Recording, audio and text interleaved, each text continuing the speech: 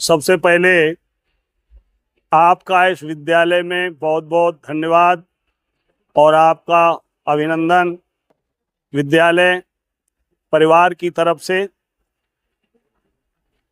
हमारा देश जो है 1947 को स्वतंत्र हुआ, तो बड़े गर्व की बात है कि कल 15 अगस्त 2026 को असीमा स्वतंत्रता दिवस मनाया जाएगा।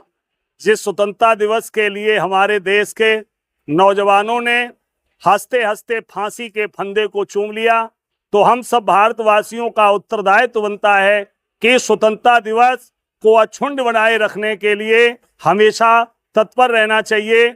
अगर कोई हमारे देश की स्वतंत्रता में कोई साजिश करता है तो इसके लिए हम सभी नौजवानों को सदैव इसकी रक्षा करनी चाहिए और प्राणपण से हमेशा तैयार रहना चाहिए। और हम देशवासियों का एक और त्योहार आने वाला है, जस्ट रक्षाबंधन। तो रक्षाबंधन जो है हमारी बहन बेटियों का सुरक्षा की दृष्टि से ये बहुत महत्वपूर्ण स्थान है। हमारी बहनें और बेटियां जो हैं रक्षाबंधन के दिन रक्षा सूत्र हाथ में बांधती हैं।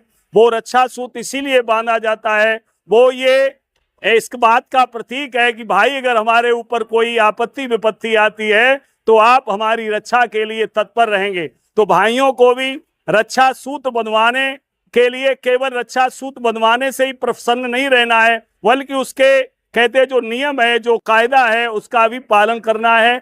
और दूसरी बात ये मैं कहना चाहता हूँ, ये शिक्षा का मंदिर है, क्योंकि कोई भी देश, कोई भी राष्ट्र, कोई भी समाज, कोई भी घर तब तक तरक्की नहीं कर सकता है, विकास नहीं कर सकता है, जब तक हमारे देश का नागरिक शिक्षित नहीं होगा।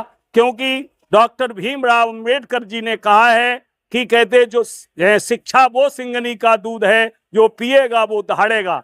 और जहां भी किसी समाज को देख लो, चाहे किसी राष्ट्र को देख लो, वही राष्ट्र उन्नति करते हैं जिनकी कहते साक्षरता दर जो है सबसे अधिक है।